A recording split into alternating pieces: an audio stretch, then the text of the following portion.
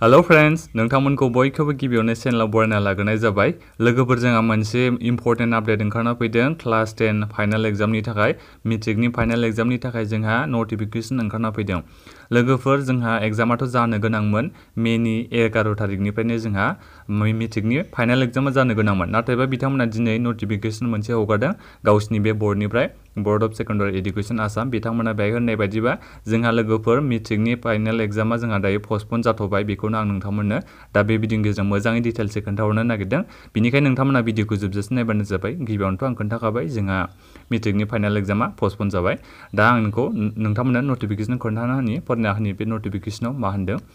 In view of the prevailing situation of COVID-19 in the state of Assam, it has been decided to postpone the HSLC examination 2021 scheduled to be from May 11. जोंहा माने HSLC नि final एग्जामा 11 मेनिफ्राय जानो गोनां दंमोन। दा जोंहा कभिडआबो आसामाव बारायनायनिफ्राय बारायगासिनो दङ। दा सिटुएशनाथ' जोंना आसामाव जोबोद गाज्रि नालाय। दा बिनिखायनो बिथांमोना बर्डआ माने HSLC नि एग्जामखौ बिथांमोना पस्टपन खालामनाय जाबाय होननानै बिथांमोना बे बुंदों।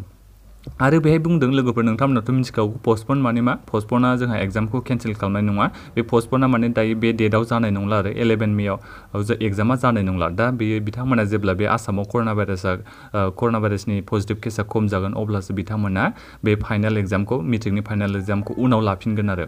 दा बे बुंखादों नै आं बेखौ खोन्थाफिननि दा revise schedule of the set examination shall be announce shortly after consultation with the health department government of Assam. बिथांमोना गोदान डेटखौ जेब्ला होनाय जागोन जेब्ला बिथांमोना हेल्थ डिपार्टमेन्टनिफ्राय एसे माने कनसालटेसन मोनगोन अब्लासो बिथांमोना बे माने गोदान एग्जामिनेशननि माने डेटखौ बिथांमोना शेड्युलखौ होनाय जागोन ना। दा बिथांमोना बुंखायाखै एग्जामा उनाव जानाय नङा होननानै।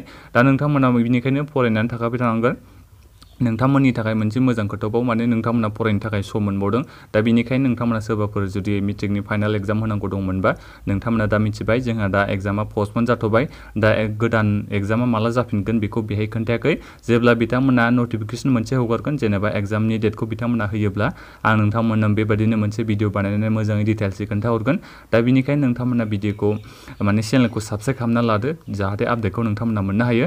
आरो बेजों लोगोसे लोगोफोर नोंथांमोना बे भिडिअखौ लोगोफोरनो जाहाथे शेयार खालामना होयो गासिबो बिथांमोना मिथिनो हायो। नोंथांमोना बेनिखायनो गासिबनोबो शेयार खालामना होबानो जाबाय। आरो नोंथांमोना दासिमबो आरो माबाफोर सोंनांगौ दङबा भिडिअनि कमेन्ट बक्सआव नोंथांमोना सोंबानो जाबाय।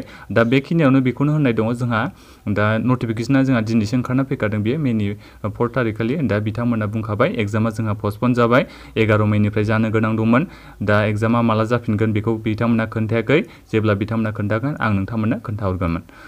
दा बेखिनियानो लोगोफोर गोजोन्थों। आरो लोगोफोर आं बावदोंसो नोंथांमोना बे एडभार्टाइजमेन्टखौ फरायनानै नायदो। आं नोंथांमोननो दायो मोजाङै फरायबाय खोन्थाबाय। दा नोंथांमोना बेखौ आरोबाव फरायनानै नायबानो जाबाय जाहाथे नोंथांमोना मोजाङै बुजिनो हायो। आरो एडभार्टाइजमेन्ट लिंकखौ आङो भिडिअनि डिसक्रिपसनावबो होनानै दोनखादों।